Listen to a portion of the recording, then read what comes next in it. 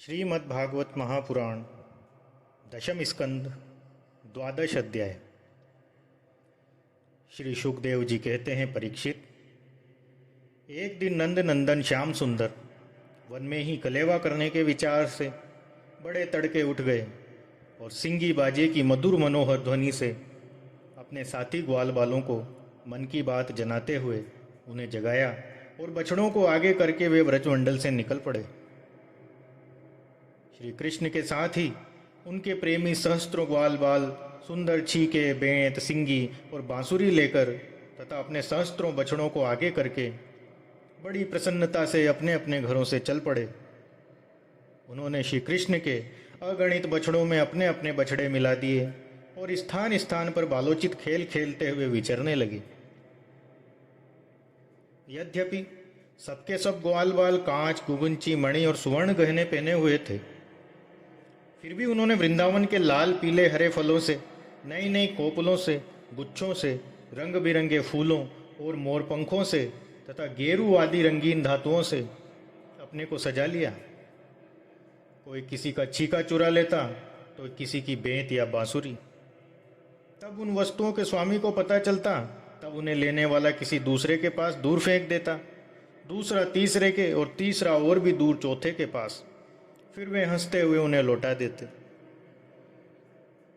यदि श्याम सुंदर श्री कृष्ण वन की शोभा देखने के लिए कुछ और आगे बढ़ जाते तो पहले मैं छूऊंगा, पहले मैं छूऊंगा, इस प्रकार आपस में होड़ लगाकर सबके सब उनकी ओर दौड़ पड़ते और उन्हें छू छू कर आनंद मग्न हो जाते।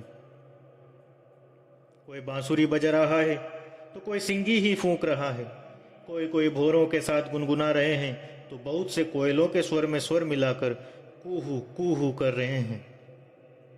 एक और कुछ ग्वाल बाल आकाश में उड़ते हुए पक्षियों की छाया के साथ दौड़ लगा रहे हैं, तो दूसरी ओर कुछ हंसों की चाल की नकल करते हुए उनके साथ सुंदर गति से चल रहे हैं। कोई बगुले के पास उसी के समान आंखें मूंद कर बैठ रहे हैं, तो कोई मोरों को नाचते देख उन्हीं की तरह नाच रहे हैं। कोई कोई बंदरों की पूंछ पकड़कर खींच रहे हैं, तो दूसरे उनके साथ इस पेड़ से उस पेड़ पर चढ़ रहे हैं। कोई कोई उनके साथ मुंह बना रहे हैं, तो दूसरे उनके साथ एक डाल से दूसरी डाल पर छलांग मार रहे हैं। बहुत से ग्वाल बाल तो नदी के कछार में छपक खेल रहे हैं और उसमें फुदकते हुए मेंढकों के साथ स्वयं भी फुदक रहे हैं।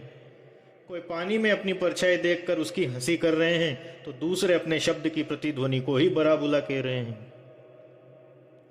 भगवान श्री कृष्ण ज्ञानी संतों के लिए स्वयं ब्रह्मानंद के मूर्तिमान अनुभव हैं। दास्य भाव से युक्त भक्तों के लिए वे उनके आराध्य देव, परम ऐश्वर्यशाली परमेश्वर हैं, और माया मोहित विषयांधों के लिए वे केवल एक मनुष्य बालक हैं। उन्हीं भगवान के साथ वे महान पुण्यात्मा ग्वाल बाल तरह तरह के खेल खेल रहे हैं। बहुत जन्मों तक श्रम और कष्ट उठाकर जिन्होंने अपनी इंद्रियों और अंतःकरण को वश में कर लिया है, उन योगियों के लिए भी भगवान श्री कृष्ण के चरण कमलों की रज अप्राप्य है। वही भगवान स्वयं जिन ब्रजवासी ग्वाल बालों की आंखों के सामने रहकर सदा खेल खेलते हैं, उनके सौभाग्य की महिमा इससे अधिक क्या कही जाए। परीक्षित, इसी समय अगासुर नाम का महान दैत्य आधम का, उससे श्री कृष्ण और ग्वाल बालों की सुखमयी क्रीड़ा देखी न गई। उसके हृदय में जलन होने लगी। वह इतना भयंकर था कि अमृत पान करके अमर हुए देवता भी उससे अपने जीवन की रक्षा करने के लिए चिंतित रहा करते थे और इस बात की बाट देखते रहते थे कि किसी प्रकार से इसकी मृत्यु का अवसर आ जाए। अगासुर पूतना और बकासुर का छोटा भाई तथा कंस का भेजा हुआ था।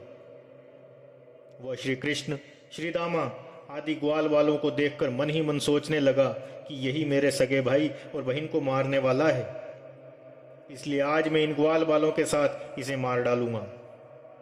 जब ये सब मरकर मेरे उन दोनों भाई बहनों की मृत तर्पण की तिलांजलि बन जाएंगे, तब ब्रजवासी अपने आप मारे जैसे हो जाएंगे। संतान ही प्राणियों के प्राण है, जब प्राण ही न रहेंगे तब शरीर कैसा रहेगा। इसकी मृत्यु से ब्रजवासी अपने आप मर जाएंगे।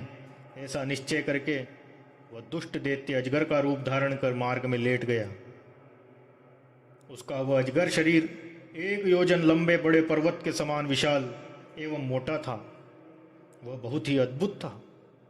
उसकी नीयत सब बालकों को निगल जाने की थी, इसलिए उसने गुफा के समान अपना बहुत बड़ा मुंह फाड़ रखा था। उसका नीचे का होठ पृथ्वी से और ऊपर का होठ बादलों से लग रहा था। उसके जबड़े कंदराओं के समान थे और दाढ़ें पर्वत के शिखर जैसी जान पड़ती थी। मुंह के भीतर घोर अंधकार था। जीभ एक चौड़ी लाल सड़क सी दिखती थी, सांस आंधी के समान थी और आंखें दावानल के समान दहक रही थी। अघासुर का ऐसा रूप देखकर बालकों ने समझा कि यह भी वृंदावन की कोई शोभा है। वे कौतुकवश खेल ही खेल में उत्प्रेक्षा करने लगे कि यह मानो अजगर का खुला हुआ मुंह है। कोई कहता, मित्रों भला बतलाओ तो, यह जो हमारे सामने कोई जीव सा बैठा है, यह हमें निगलने के लिए खुले हुए किसी अजगर के मुंह जैसा नहीं है? दूसरे ने कहा, सचमुच सूर्य की किरण पड़ने से ये जो बादल लाल लाल हो गए हैं, वे ऐसे मालूम होते हैं मानो ठीक ठीक इसका ऊपरी होठ ही हो। और उन्हीं बादलों की परछाई से यह जो नीचे की भूमि कुछ लाल लाल दिख रही है, वही इसका नीचे का होठ जान पड़ता है। तीसरे ग्वाल बाल ने कहा, हाँ सच तो है, देखो तो सही, क्या ये दाईं और बाईं ओर की गिरी कंदराएं अजगर के जबड़ों की होड़ नहीं करती? और ये ऊंची ऊंची शिखर पंक्तियां तो साफ साफ इसकी दाढ़ें मालूम होती हैं।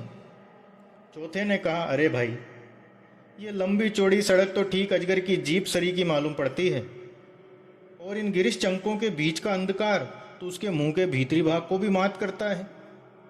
किसी दूसरे ग्वालवाल ने कहा, देखो देखो, ऐसा जान पड़ता है कि कहीं इधर जंगल में आग लगी है, इसी से ये गर्म और तीखी हवा आ रही है, परंतु अजगर की सांसें इसके साथ क्या ही मेल बैठ गया है। और उसी आग से जले हुए प्राणियों की दुर्गंध ऐसी जान पड़ती है मानो अजगर के पेट में मरे हुए जीवों की मांस की दुर्गंध हो। तभी उन्हीं में से एक ने कहा, यदि हम लोग इसके मुंह में घुस जाएं तो क्या ये हमें निगल जाएगा? अजी ये क्या निगलेगा, कहीं ऐसा करने की ढिठाई की तो एक क्षण में ये भी बकासुर के समान नष्ट हो जाएगा। हमारा ये कन्हैया इसको छोड़ेगा थोड़ी। इस प्रकार कहते हुए वे ग्वाल बाल बकासुर को मारने वाले को श्री कृष्ण का सुंदर मुख देखते और ताली पीट पीट कर हंसते हुए अघासुर के मुंह में घुस गए। उन अनजान बच्चों की आपस की कोई भ्रमपूर्ण बातें सुनकर भगवान श्री कृष्ण ने सोचा कि अरे, इन्हें तो सच्चा सर्प भी झूठा प्रतीत होता है। परीक्षित, भगवान श्री कृष्ण जान गए कि यह राक्षस है, भला उनसे क्या छिपा रहता है। वे तो समस्त प्राणियों के हृदय में ही निवास करते हैं। अब उन्होंने यह निश्चय किया कि अपने सखा ग्वाल बालों को उसके मुंह से जाने से बचा लें। भगवान इस प्रकार सोच ही रहे थे कि सबके सब ग्वाल बाल बछड़ों के साथ उस असुर के पेट में चले गए, परंतु अघासुर उन्हें भी निगल नहीं रहा था। इसका कारण यह था कि अघासुर अपने भाई बकासुर और बहन पूतना के वध की याद करके इस बात की बाट देख रहा था कि उनको मारने वाले श्री कृष्ण मुंह में आ जाएं, तब सबको साथ एक साथ ही निकल जाऊंगा। भगवान श्री कृष्ण सबको अभय देने वाले हैं। जब उन्होंने देखा कि ये बेचारे ग्वाल बाल, जिनका एकमात्र रक्षक मैं ही हूँ, मेरे हाथ से निकल गए हैं जैसे कोई तिनका उड़कर आग में गिर पड़े, वैसे ही अपने आप मृत्यु रूप अघासुर की जठराग्नि के ग्रास बन गए, तब देव की इस विचित्र लीला पर भगवान को बड़ा विस्मय हुआ और उसका हृदय द्रव से पवित्र हो गया। वे सोचने लगे कि अब मुझे क्या करना चाहिए। ऐसा कौन सा उपाय है जिससे इस दुष्ट की मृत्यु भी हो जाए और इन संत स्वभाव वाले भोले बाले बालकों की हत्या भी न हो। ये दोनों काम कैसे हो सकते हैं? परीक्षित, भगवान श्री कृष्ण भूत भविष्य वर्तमान सबको प्रत्यक्ष देखते रहते हैं। उनके लिए उपाय जानना कोई कठिन न था। वे अपना कर्तव्य निश्चित करके स्वयं उसके मुंह में घुस गए। उस समय बादलों में छिपे हुए देवता भयवश हाय हाय पुकार उठे और अघासुर के हितैषी कंस आदि राक्षस हर्ष प्रकट करने लगे। अघासुर बछड़ों और ग्वाल बालों सहित भगवान श्री कृष्ण को अपनी दाढ़ों से चबाकर चूर चूर कर देना चाहता था, परंतु उसी समय अविनाशी श्री कृष्ण ने देवताओं की हाय हाय सुनकर उसके गले में अपने शरीर को बड़ी फुर्ती से बढ़ा लिया। इसके भगवान ने अपने शरीर को इतना बड़ा कर लिया कि उसका गला ही रुंध गया, आंखें फट गई। वह व्याकुल होकर बहुत ही छटपटाने लगा। सांस रुककर सारे शरीर में भर गई और अंत में उसके प्राण ब्रह्मांड फोड़ कर निकल गए। उसी मार्ग से प्राणों के साथ उसकी सारी इंद्रियां भी शरीर से बाहर हो गई। उसी समय भगवान मुकुंद ने अपनी अमृतमय दृष्टि से मरे हुए बछड़ों और ग्वाल वालों को जिला दिया और उन सबको साथ लेकर वे अघासुर के मुंह से बाहर निकाल लाए। उस अजगर के स्थूल शरीर से एक अत्यंत अद्भुत और महान ज्योति निकली। उस समय उस ज्योति के प्रकाश से 10 दिशाएं प्रज्वलित हो उठी। वो थोड़ी देर तक तो आकाश में स्थित होकर भगवान के निकलने की प्रतीक्षा करती रही। जब वे बाहर निकल आए तब वो देवताओं को देखते देखते उन्हीं में समा गई।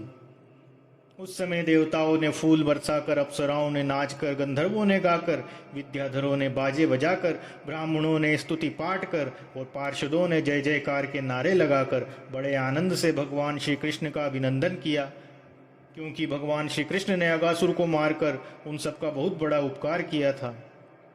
उन अद्भुत स्तुतियों, सुंदर बाजों, मंगलमय गीतों, जय जयकार और आनंदोत्सव की मंगल ध्वनि ब्रह्मलोक के पास पहुंच गई। जब ब्रह्मा जी ने वो ध्वनि सुनी तो वे बहुत ही शीघ्र अपने वाहन पर चढ़कर वहां आए और भगवान श्री कृष्ण की यह महिमा देखकर आश्चर्यचकित हो गए। परीक्षित, जब वृंदावन में अजगर का वह चाम सूख गया तब वो ब्रजवासियों के लिए बहुत दिनों तक खेलने की एक अद्भुत ब्रज गुफासी बना रहा। यह जो भगवान ने अपने ग्वाल बालों को मृत्यु के मुख से बचाया था और अघासुर को मोक्ष दान किया था, वह लीला भगवान ने अपनी कुमार अवस्था में अर्थात 5वें वर्ष में ही की थी। ग्वाल बालों ने उसे उसी समय देखा भी था, परंतु बोगंड अवस्था अर्थात 6ठे वर्ष में अत्यंत आश्चर्यचकित होकर ब्रज में उसका वर्णन किया। अघासुर मूर्तिमान अघ ही था। भगवान के स्पर्श मात्र से उसके सारे पाप धुल गए और उसे उस सारूप्य मुक्ति की प्राप्ति हुई जो पापियों को कभी मिल नहीं सकती। परंतु यह कोई आश्चर्य की बात नहीं है, क्योंकि मनुष्य बालक की सी लीला रचने वाले ये वे ही परम पुरुष परमात्मा हैं जो व्यक्त, अव्यक्त और कार्य कारण रूप समस्त जगत के एकमात्र विधाता हैं। भगवान श्री कृष्ण के किसी एक अंग की भाव निर्मित प्रतिमा यदि ध्यान के द्वारा एक बार भी हृदय में बैठा ली जाए तो यह सालोक के समीप्य आदि गति का दान करती है, जो भगवान के बड़े बड़े भक्तों को मिलती है। भगवान आत्मानंद के नित्य साक्षात्कार रूप हैं। सूत जी कहते हैं, शौनकादि ऋषियों, यदुवंश शिरोमणि भगवान श्री कृष्ण ने ही राजा परीक्षित को जीवन दान दिया था। उन्होंने जब अपने रक्षक एवं जीवन सर्वस्व का यह विचित्र चरित्र सुना तब उन्होंने फिर श्री सुखदेव जी महाराज से उन्हीं की पवित्र लीला के संबंध में प्रश्न किया। इसका कारण यह था कि भगवान की अमृतमयी लीला ने परीक्षित के चित्त को अपने वश में कर रखा था। राजा परीक्षित ने पूछा, भगवान, आपने कहा था कि ग्वाल बालों ने भगवान की हुई 5वें वर्ष की लीला ब्रज में 6ठे वर्ष में जाकर कही। अब इस विषय में आप कृपा करके ये बतलाइए कि एक समय की लीला दूसरे समय में वर्तमान कालीन कैसे हो सकती है। महायोगी गुरुदेव, मुझे इस आश्चर्यपूर्ण रहस्य को जानने के लिए बड़ा कौतूहल हो रहा है। आप कृपा करके बतलाइए। अवश्य ही इसमें भगवान श्री कृष्ण की विचित्र घटनाओं को घटित करने वाली माया का कुछ न कुछ काम होगा, क्योंकि और इस किस प्रकार ऐसा नहीं हो सकता। गुरुदेव, यद्यपि क्षत्रियोचित धर्म ब्राह्मण सेवा से विमुख होने के कारण मैं अपराधी नाम मात्र का क्षत्रिय हूं, तथापि हमारा अहोभाग्य है कि हम आपके मुखारविंद से निरंतर झरते हुए परम पवित्र मधुमेह श्री कृष्ण लीलामृत का बार बार पान कर रहे हैं। सूत जी कहते हैं, भगवान के परम प्रेमी भक्तों में श्रेष्ठ सोनक जी, जब राजा परीक्षित ने इस प्रकार प्रश्न किया तब श्री सुखदेव जी ने भगवान की वह लीला स्मरण की और उनकी समस्त इंद्रियां तथा अंतःकरण विवश होकर भगवान की नित्य लीला में खिंच गए। कुछ समय के बाद धीरे धीरे श्रम और कष्ट से उन्हें ब्रह्म ज्ञान हुआ। तब वे परीक्षित से भगवान की लीला का वर्णन करने लगे। इस प्रकार श्रीमद्भागवत महापुराण 10वें स्कंद का 12वां अध्याय पूर्ण हुआ। अगले अध्याय की कथा अगले वीडियो में। ओम नमो भगवते वासुदेवाय।